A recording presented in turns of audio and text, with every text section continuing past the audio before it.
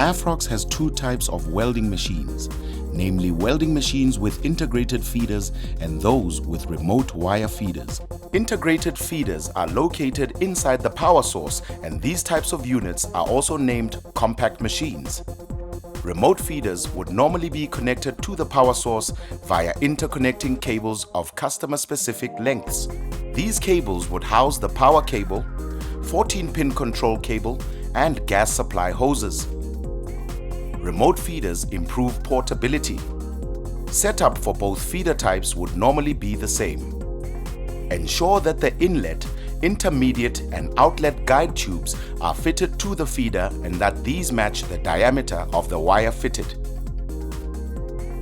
Afrox carries a range of drive rolls for different wire types, namely U-grooved for soft-shelled wire, for example 5356. Sizes available range from 1.2 to 2 mm. V-nulled for soft-cored wires, for example TM791. Sizes available range from 1.2 to 3.2 mm.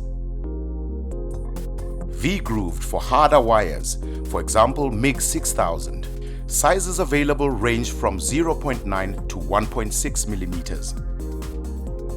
Ensure that you have selected the correct type as well as the correct size drive rolls to match the diameter of the filler wire.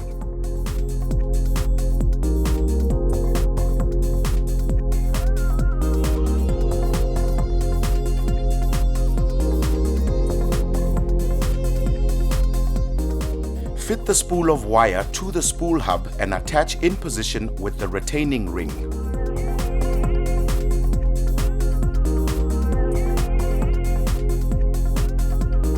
Cut the end of the spool with wire cutters and ensure that you have the rest of the wire firmly in your grasp. Feed the cut end through the guide tubes and drive rolls until it extends 50 mm outside the MIG Gun adapter and tighten drive rolls to prevent back spooling. Lock the tension mechanism over the wire so that it is kept in position.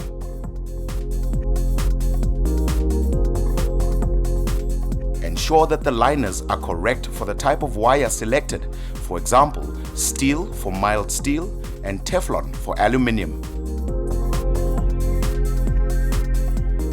Attach the MIG gun to the gun adapter by guiding it over the extending wire and attach to the adapter.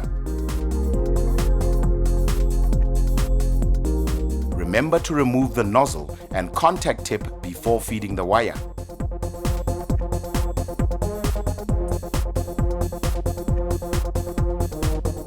On the inside panel of the wire feeder, you will find a toggle switch that will enable the operator to feed the wire through the gun without any gas wastage or arc initiation.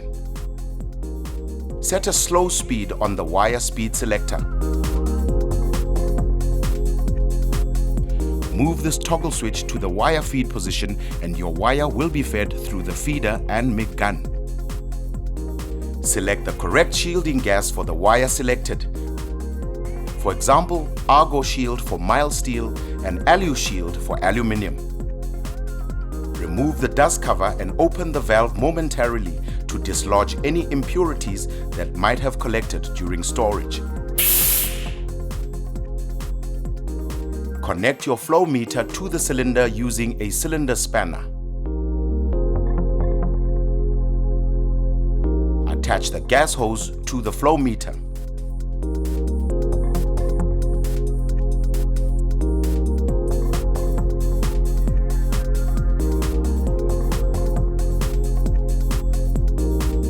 Open the cylinder valve.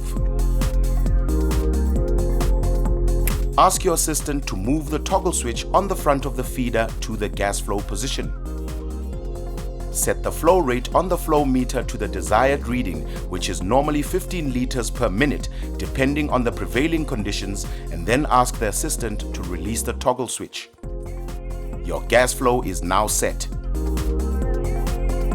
Once the wire has passed through the torch and the cut end is protruding from the gun, replace the consumables and cut wire to the correct stick-out.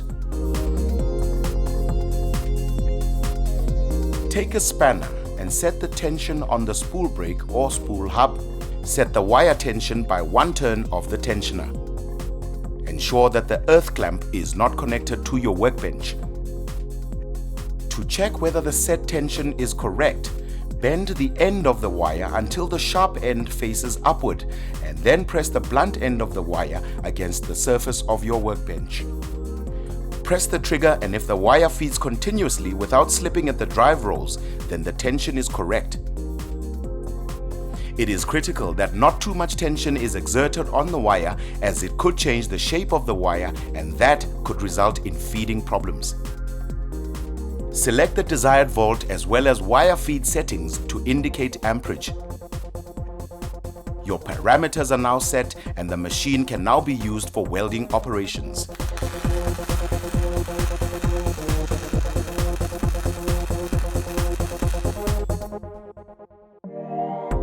Maintenance of these units would normally consist of the following steps. Check the gas hose and MIG gun for cuts and holes that could cause leakages. Repair or replace immediately if these are found. Purge the lines after breaks exceeding 5 minutes. Check the flow meter for any damage. Check that the guide tubes and drive rolls are not excessively worn and replace immediately if these conditions exist. Take an air hose and blow out the inside of the feeder to remove any dust buildup as well as loose copper flakes from the MIG wire that might have peeled off due to excessive tensioning of the drive rolls. Remove the liner from the MIG gun and blow the inside with the air hose as well. This should also remove the same impediments from the liner. Some of the more common faults and the possible causes that can lead to their prevalence are: 1. Erratic wire feeding, normally associated with any of the following: incorrect wire size, cast and helix incorrect, defective liner either dirty or worn, coiled gun cable, contact tip worn, incorrect feed rolls for wire selected, guide tubes worn or too small for wire selected, or the spool brake tension is set incorrectly. 2.